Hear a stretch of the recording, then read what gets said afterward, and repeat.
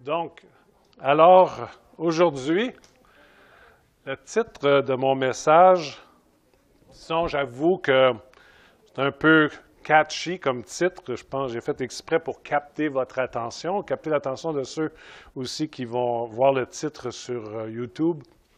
Mais le titre cet après-midi, notre message, c'est « Un virus dangereux est entré dans la maison de Dieu ».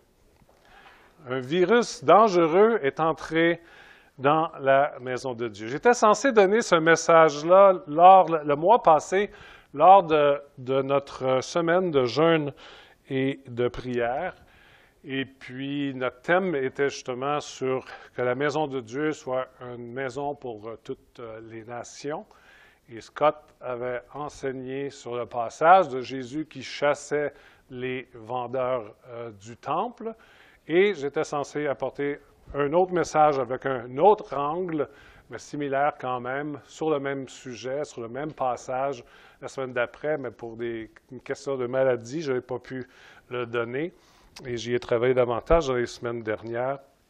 Mais un virus dangereux est entré dans la maison de Dieu.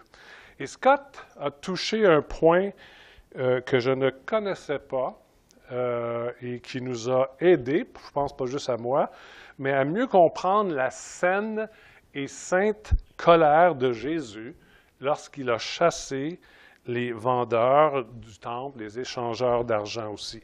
Surtout de la part de Jésus, que l'on perçoit comme quelqu'un qui est aimant, qui est accueillant. On a toujours un petit peu une difficulté à comprendre pourquoi il a fait ça. Qu'est-ce qui lui a pris cette journée-là pour vraiment sortir les vendeurs comme ça du temple d'une façon qui semble quand même assez agressive.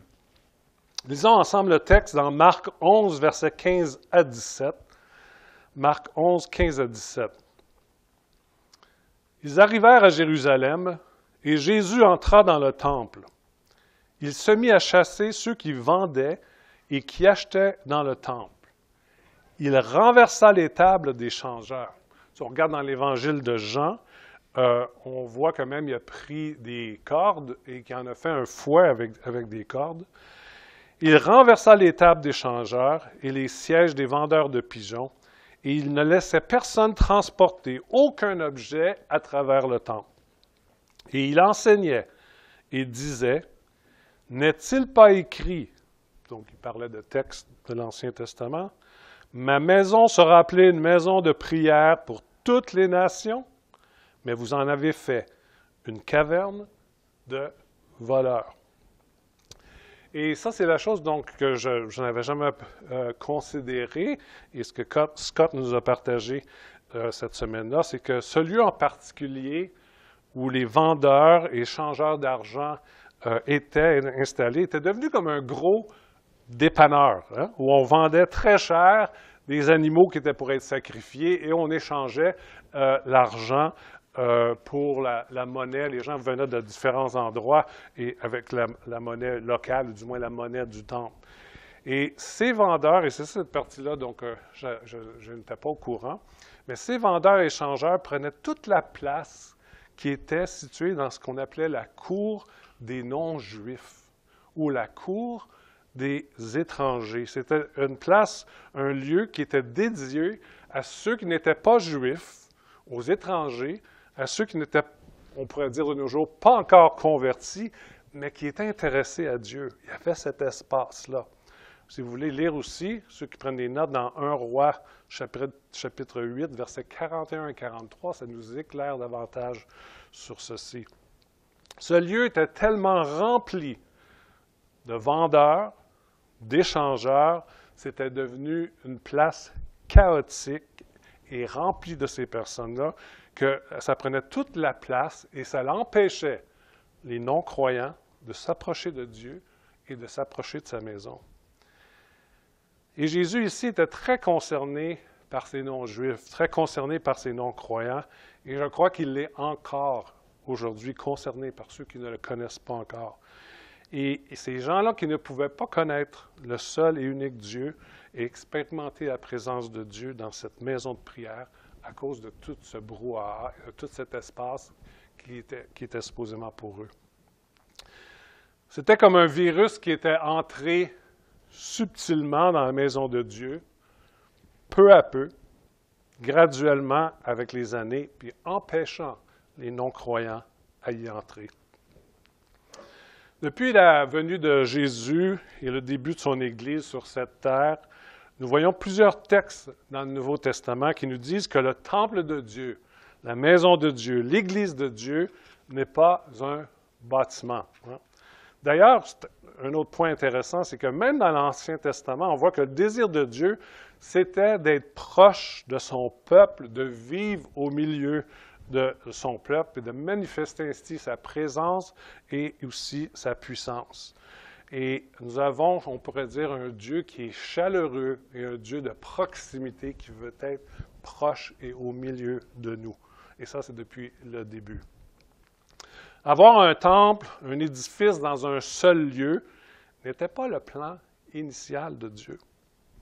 Lorsque le peuple d'Israël est sorti de l'esclavage en Égypte, il était dans le désert et il s'en allait vers la terre promise. Et Dieu leur a demandé de faire une tente, il appelle un tabernacle, où sa présence serait puissamment manifestée au milieu du camp où ils vont camper d'un endroit à l'autre. Dans Exode 25:8, « Ils me feront un sanctuaire et j'habiterai au milieu d'eux. » Mais ce lieu-là se déplaçait, il n'était pas un lieu fixe. Et plus tard, l'idée de bâtir cet immense temple à Jérusalem venait plus de David que de Dieu lui-même. David se sentait un peu gêné d'habiter dans un palais luxueux et que Dieu n'avait pas de lieu particulier pour lui, pour qu'il puisse habiter.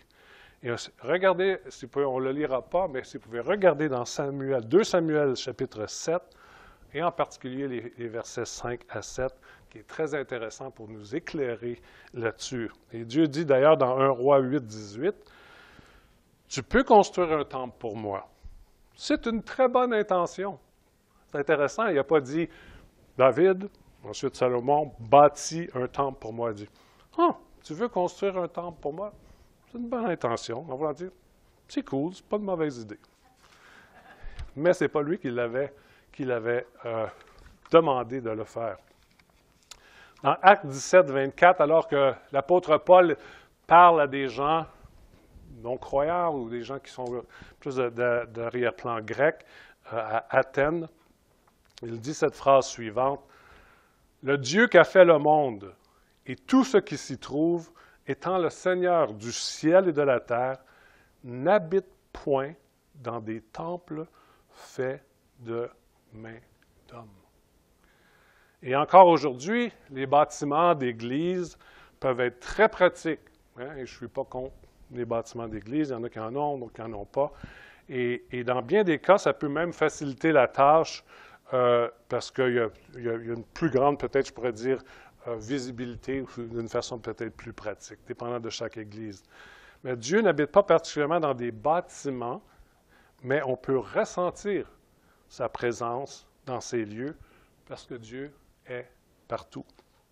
Je ne sais pas si vous êtes comme moi, mais souvent quand j'ai visité des magnifiques églises, il y a des magnifiques cathédrales, que ce soit ici ou en Europe, surtout si vous allez en Europe, avec des fresques incroyables, avec toutes des histoires bibliques qui sont installées. Ils disent que souvent les gens à l'époque aussi étaient analphabètes, ne pouvaient pas toujours lire et tout. C'était une façon de voir l'histoire biblique à travers toutes les fresques, à travers toutes les peintures, les sculptures qu'il pouvait y avoir, juste comment ils calculaient le tout, comment elle était située, cette cathédrale ou cette maison-là. C'était quelque chose d'incroyable.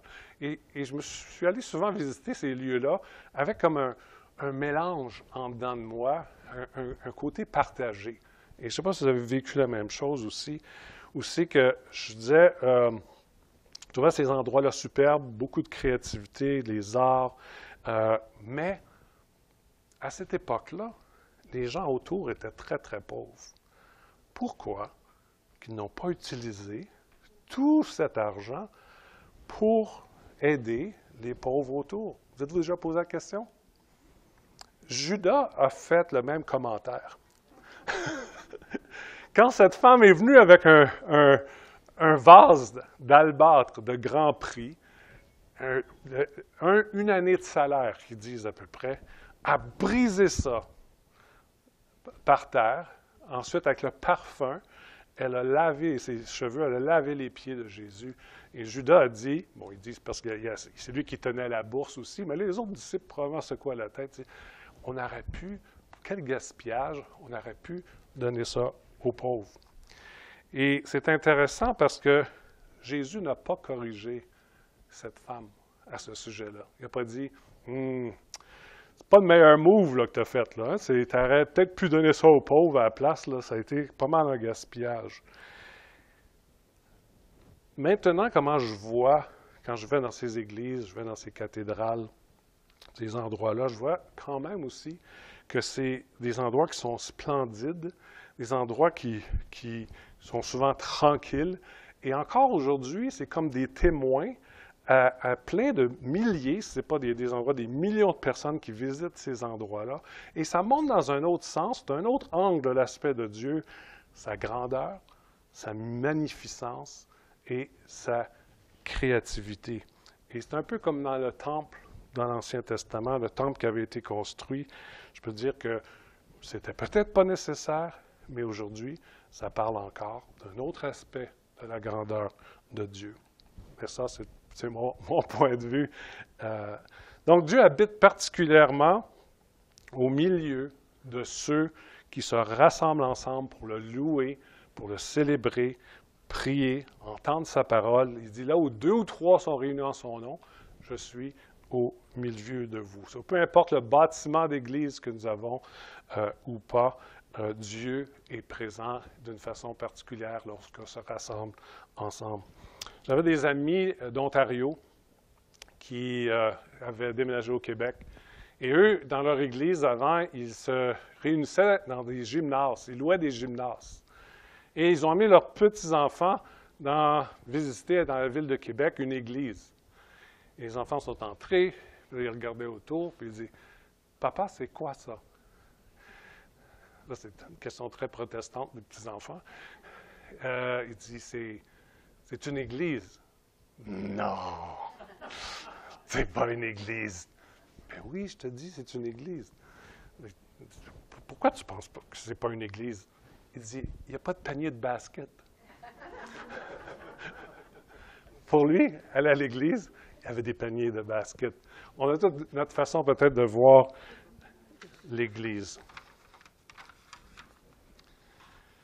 L'église, c'est chaque individu qui constitue le temple de Dieu, sa maison. Et nous sommes tous des pierres, mais des pierres vivantes, toutes assemblées ensemble. Et c'est ceci qui constitue le temple de Dieu, la maison de Dieu.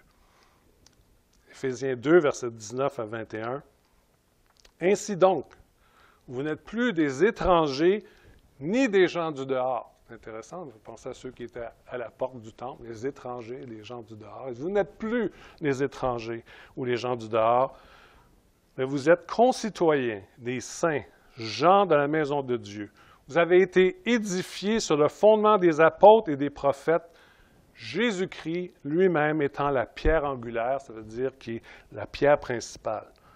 En lui, en Jésus-Christ, tout l'édifice bien coordonné s'élève pour être un temple saint dans le Seigneur. Et en lui, vous êtes aussi édifiés pour être une habitation de Dieu en esprit.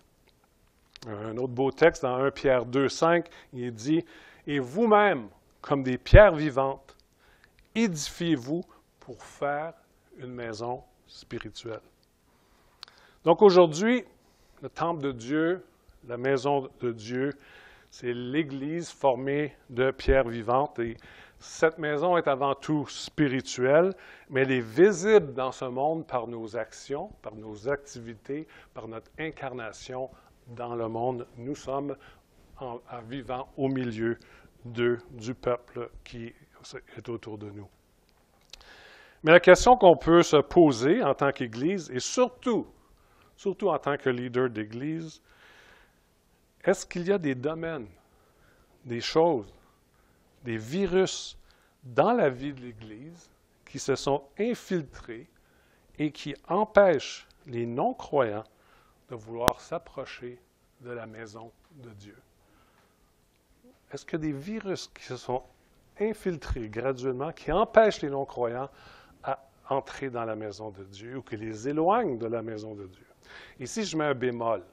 Parce que je crois que même si l'Église était idéale, même si l'Église était sans problème et qu'on faisait toutes les choses bien comme il faut, il y a des gens qui choisiraient quand même de ne pas venir à Jésus-Christ parce que c'est peut-être trop demandant pour eux, ça bouleverse trop leur vie. Donc, je mets ce bémol-là quand même, mais il s'agit de réfléchir, est-ce qu'il y a un virus ou des virus quelconques?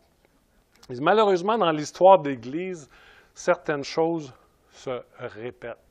Et ça, c'est les siècles d'histoire d'Église. Il y a un philosophe, George Santayana, qui a dit « Ceux qui ne se rappellent pas du passé sont condamnés à le répéter. Ceux qui ne se souviennent pas du passé sont condamnés à le répéter. » C'est intéressant, au Québec, sur nos plaques, c'est marqué « Je me souviens ». On demande à tout le monde, ça veut dire quoi? Personne ne s'en souvient. Mais c'est marqué « Je m'en souviens ». On essaie de s'en souvenir. Donc,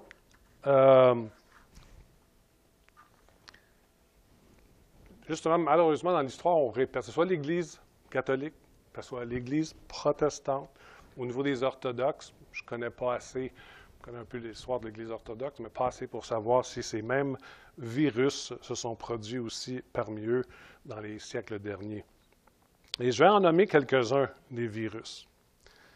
Le virus numéro 1, c'est le matérialisme.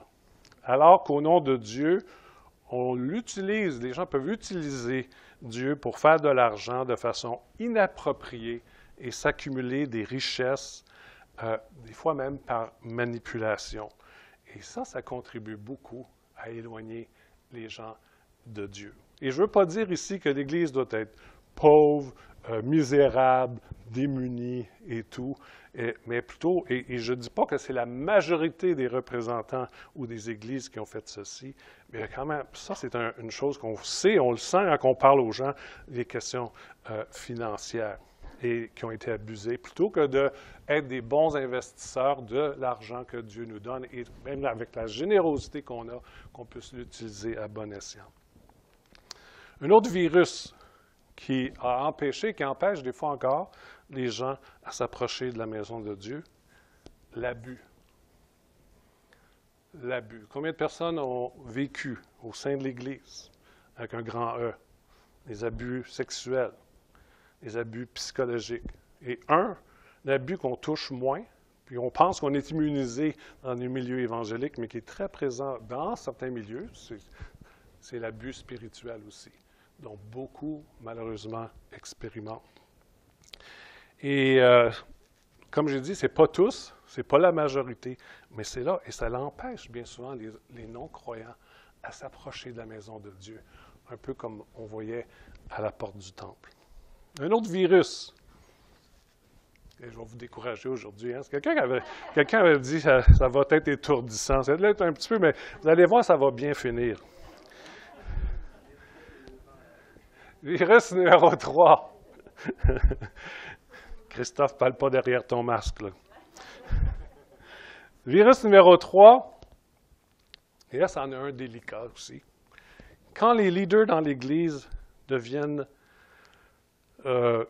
unis avec des partis politiques ou des politiciens, en élevant au-dessus des autres, en les élevant, ces partis-là ou ces politiciens-là en particulier, prétendant que nous devons voter pour eux pour être des bons chrétiens. Et ça, je ne suis pas contre la politique. Moi, j'aime la politique. Je crois qu'on peut être chrétien et être en politique. On peut être chrétien et faire partie d'un parti politique. Il n'y a pas de problème avec ça. Mais c'est quand que l'Église prend parti, quand c'est une partisanerie envers un parti ou un politicien en particulier, c'est là qu'on en vient sur des terrains très dangereux. Parce qu'après, ça nous empêche, en tant qu'Église, d'être des voix prophétiques auprès des gouvernements. Ça nous empêche parce qu'on a voté pour eux, puis on leur a dit à tout le monde qu'il fallait que ce soit absolument eux. Alors, on est comme les mains liées, on ne peut plus dire, écoute, c'est pas correct ça, ce que vous faites.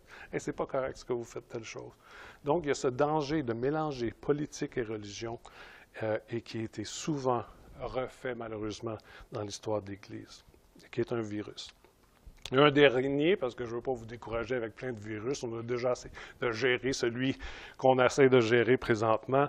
Mais un dernier point, puis comme je dis, je pourrais en énumérer beaucoup d'autres, c'est quand la maison de Dieu ou les représentants de Dieu tentent d'aider Dieu à accomplir les prophéties de la fin des temps.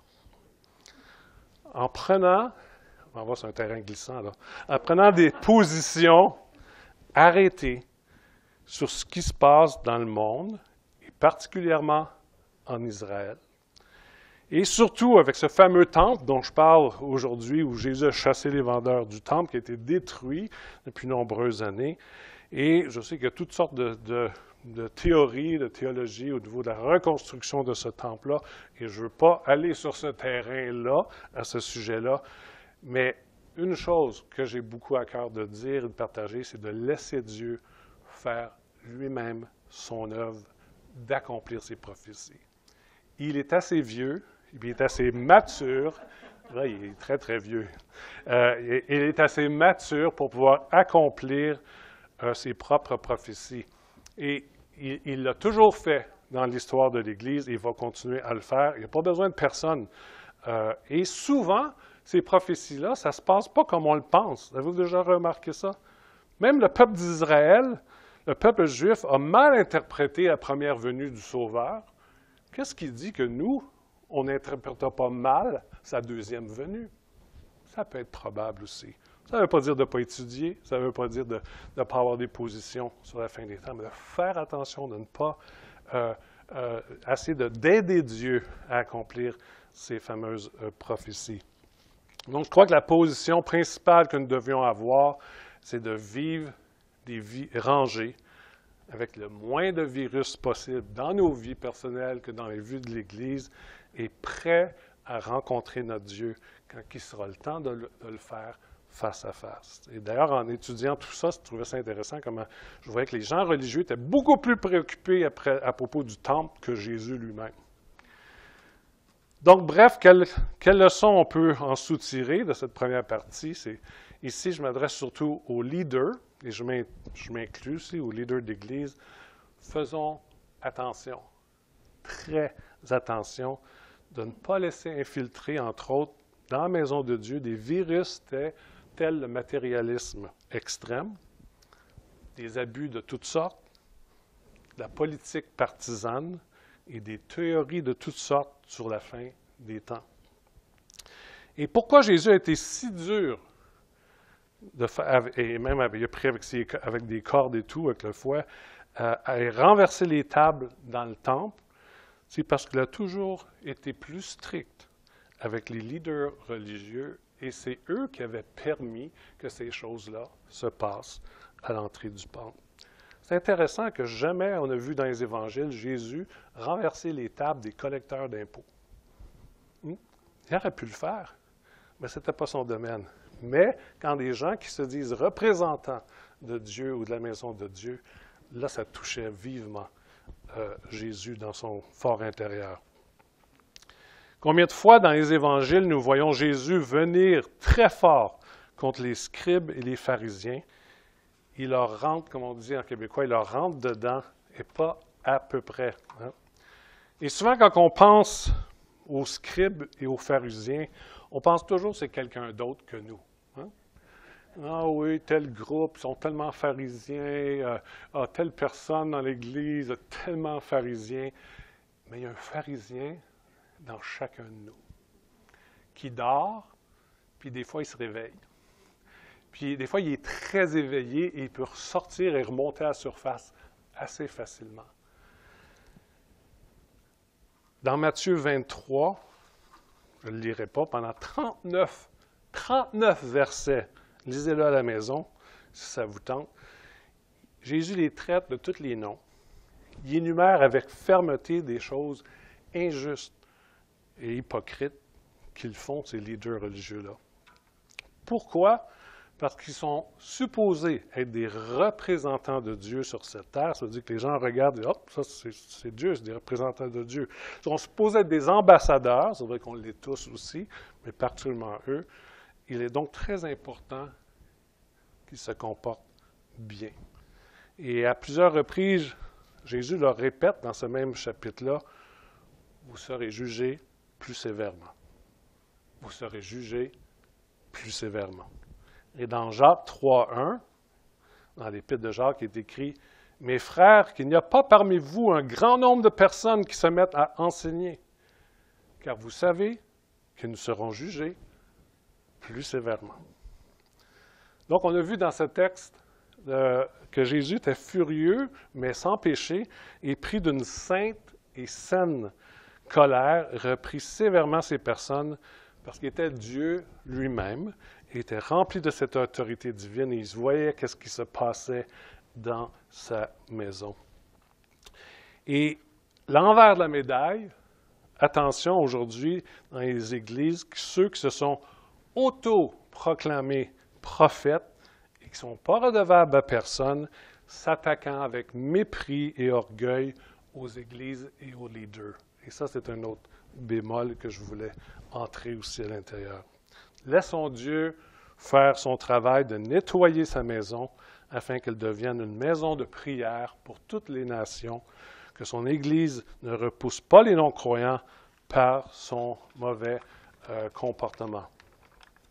Si aujourd'hui, les non-croyants s'attaquent à l'Église et la méprisent, que ce soit seulement parce que nous avons demeuré fidèles à prêcher Christ et Christ crucifié et que ça les offense. Que ce soit la seule raison. On peut essayer que ce soit la seule raison. Maintenant, tout en demeurant dans le sujet de nettoyer la maison de Dieu de tout virus, regardons comment la Bible décrit aussi notre corps, notre être. Comment c'est aussi nommé le temple, l'habitation du Saint-Esprit.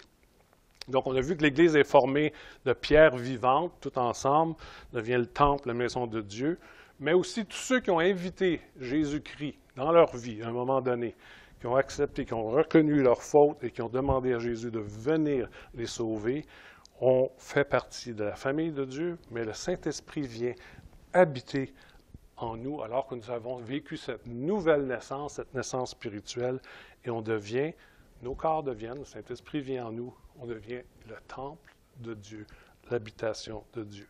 1 Corinthiens 3,16, « Ne savez-vous pas que vous êtes le temple de Dieu et que l'Esprit de Dieu habite en vous? » Incroyable quand tu y penses, l'Esprit de Dieu, alors que Dieu est immense et sans commencement, sans fin, il habite en nous par son Esprit Saint. 2 Corinthiens 6,16, « Car nous sommes le temple de Dieu, du Dieu vivant. Comme Dieu l'a dit, j'habiterai, je marcherai au milieu d'eux, je serai leur Dieu, et ils seront mon peuple. » Donc, le Saint-Esprit habite en nous. Dieu est partout, mais il réside aussi dans la vie des croyants et des croyantes. Mais il arrive aussi que dans nos vies personnelles, nous laissons entrer des virus qui peuvent, parfois, ça peut arriver, empêcher les non-croyants de venir aussi à Jésus-Christ. Il y a des traits de notre personne, donc des fois on n'a jamais permis au Saint-Esprit de nettoyer ou de travailler. Et je ne parle pas de dépendance ici, mais des parties de nous, de notre façon de fonctionner, de faire, de vivre, d'entrer dans la relation, des caractéristiques que je pourrais dire négatives de notre personnalité qui persistent dans nos relations avec les autres et qui peut même empêcher, à certaines occasions, des non-croyants à venir à lui et se tenir loin de l'Église, ou bien, une fois à l'intérieur, d'en partir. Je vais donner quelques exemples. Encore une fois, ce n'est pas une liste exhaustive et je ne veux pas vous décourager, mais c'est pour un peu nous aider à voir de quoi tu parles, dans quel exemple que tu veux dire. Et je ne veux pas dire qu'on a tous des virus, je ne veux pas dire qu'on est tous infectés par ces virus-là, mais juste une réflexion. Un des virus, c'est parfois, ça peut être notre étroitesse d'esprit qui nous rend sélectifs, opiniâtrés et légalistes. Opiniâtrés. C'est important d'avoir des opinions. On doit tous avoir des opinions, que ce soit sur la foi ou d'autres choses, on peut avoir des opinions. Mais quelqu'un d'opiniâtré, c'est lui seulement qui a raison, pas les autres. Puis il va essayer de convertir toutes les autres à son opinion à lui, puis il n'est pas parlable. Est-ce que dans nos vies personnelles, on a peut-être encore ça, qu'on a amené avec nous dans la foi ou dans notre marche avec Dieu, et que ça empêche des gens, même au milieu du travail, qui travaillent avec nous, ou des gens de la famille, de dire pas trop intéressés à ce qu'ils représentent. Notre colère fréquente qui fait peur aux autres, il les garde à une certaine distance aussi dans nos relations. Un autre virus, c'est qu'on peut faire la morale aux autres sur des points bien précis, mais notre vie est tout à l'envers aussi sur plein d'autres points bien précis aussi, mais qu'on ne voit pas. Le contrôle, ou des gens avec des fois une pauvre estime d'eux-mêmes qui tentent de se montrer plus connaissants que les autres, et surtout qui sont chrétiens, puis là, qui ont la vérité, et peuvent chercher l'honneur et prétendent tout savoir. Au Québec, on a cette expression, les tidiots connaissants. Hein? C'est tout, tu ne peux rien dire. Est-ce qu'on est encore des tidiots connaissants et que les gens sont comme, ouf, boy, non, moi, c'est pas mon affaire. Je ne m'approche pas de la maison de Dieu, s'il y a une gang comme lui dans la maison. Je ne rentre pas là, c'est certain, je reste à la porte. Et on pourrait aller de l'avant avec plein d'autres exemples. Et il y aurait une très longue liste. Et le but ici, je veux vous rassurer, n'est pas d'abaisser et de démolir les personnes, et c'est encore moins le but de notre Dieu d'amour. Ici, Jésus-Christ ne vient pas comme avec les leaders religieux. Voyez-vous pas, si vous dites, oh boy, je viens d'identifier des virus, il va sortir le fouet, il va renverser toute la kit. Ici, imaginez-vous, on vient à Jésus avec peut-être ces virus qu'on a pu constater dans notre vie qui reviennent à chaque fois dans nos relations. Et de venir à lui et de venir à lui en le voyant comme justement ce bon berger. Jésus vient quand même dans nos vies personnelles pour pouvoir faire un nettoyage. Il est intéressé à faire un nettoyage dans nos vies. Et si les gens sont repoussés par le message de l'Évangile que nous avons, il n'y a pas de problème. Il y a des gens qui vont être repoussés. Mais on ne veut pas que ce soit nous qui repoussent les gens à l'Évangile. Et je me souviens quand j'avais 18 ans, ça fait très longtemps, une éternité déjà, et que je voyageais aux États-Unis, au Mexique, je faisais de l'autostop, et j'allais coucher des places pour les personnes itinérantes. Et je suis dans le nord de la Floride. C'est pas toujours chaud en Floride. Dans le nord, c'était très froid. Et je suis rentré à un endroit à un moment donné pour aller manger, puis dormir là. Et puis, c'était un endroit chrétien. Et il y avait un monsieur qui enseignait. Et ça, c'est correct, je vais comprendre et tout. Mais il nous donnait un jeton avec un numéro. Puis, à coup que tu avais entendu le message, après, tu pouvais manger. Et tu pouvais... Et j'avoue, il y avait plein de monde qui dormait dans la salle. Il faisait chaud, on était entassés les uns sur les autres. Et puis, il y avait des messieurs avec vraiment un visage là, dur et tout sévère, qui circulaient dans la salle, et qui réveillaient les gens qui s'étaient endormis et qui n'écoutaient pas le message de l'Évangile de Jésus-Christ. Et moi, je ne suis pas quelqu'un qui... Quand même si ça paraît peut-être pas, je suis assez timide. Je ne suis pas quelqu'un pour faire un gros brouhaha dans la place et tout. Mais j'ai pris mon jeton.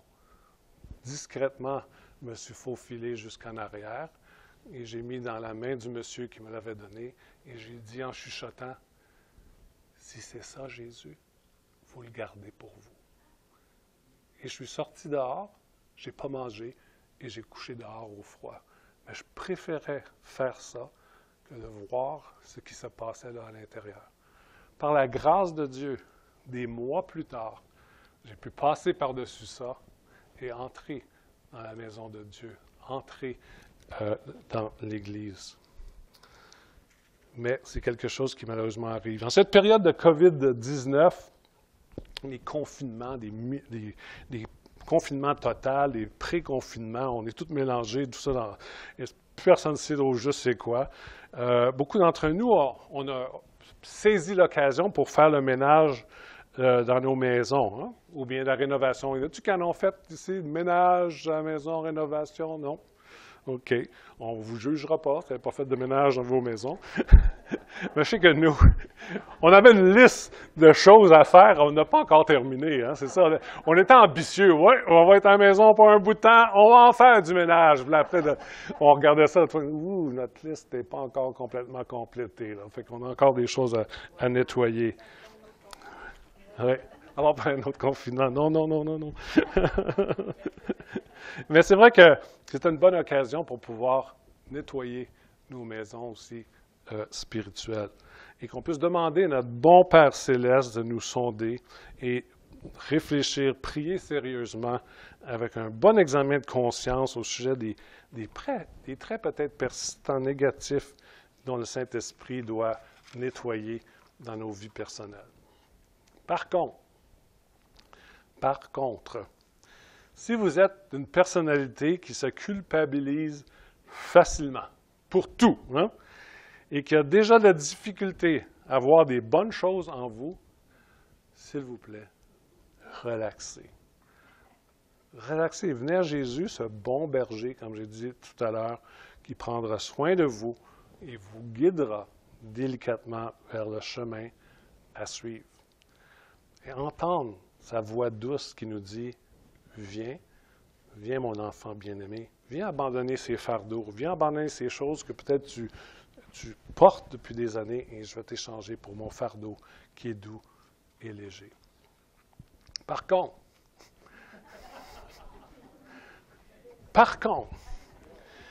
si vous êtes d'une personnalité qui voyez peu facilement vos torts, tout est beau, tout est cool, les messages de repentance, c'est toujours pour les autres, pas toi, t'es correct, ta vie est fantastique et tout, t'es bien dans ta peau, c'est pas mauvais d'être bien dans sa peau, ne vous gênez pas, si vous êtes cette personne-là, d'aller fouiller en vous pour voir, là vous avez peut-être laissé entrer des virus, ou peut-être même que vous vous baignez dans le virus complètement, vous n'avez pas vu.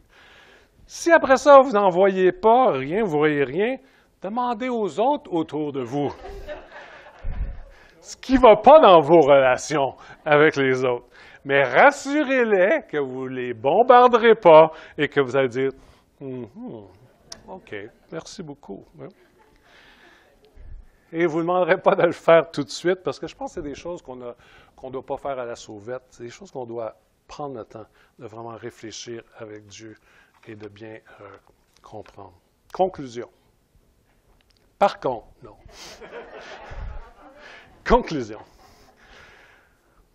Il y a des gens qui disent que quand un prédicateur dit conclusion, ça ne veut rien dire, mais non, je m'en viens à la conclusion. Jésus désire que son Église, avec un grand E, son temple, sa maison, soit invitante pour tous, qu'elle soit propre de toute chose qui lui donnerait une mauvaise réputation, dans la mesure du possible, surtout qui empêcherait les non-croyants de s'approcher de lui pour le découvrir. Par contre, ici, je ne parle pas d'enlever des éléments de l'Évangile qui sont dérangeants pour notre société, et la société n'aime pas, fait qu'on va les enlever pour les adapter pour qu'ils nous aiment tous, qu'ils trouvent qu'on soit exactement pareil qu'eux. Et ça, c'est le par contre que je rajoute, que c'est un Évangile quand même sans compromis, sans concession. Nous sommes des leaders dans l'Église, faisons particulièrement attention de se protéger des virus qui voudraient y entrer, ou laissons Jésus vraiment chasser pour nous. Et si nous sommes des leaders dans l'Église, faisons attention aux pharisiens en nous. Même si on n'est pas leader dans l'Église, on doit faire attention aux pharisiens en nous. Et soyons dans la mesure du possible, toujours en mesure du possible, certains que ce que nous enseignons et partageons, parce que nous serons jugés plus sévèrement, parce que nous serons jugés beaucoup plus sévèrement. Et à nous, personnellement, en tant qu'individus qui sommes le temple du Saint-Esprit, protégeons-nous de tout virus qui voudrait s'infiltrer dans nos vies.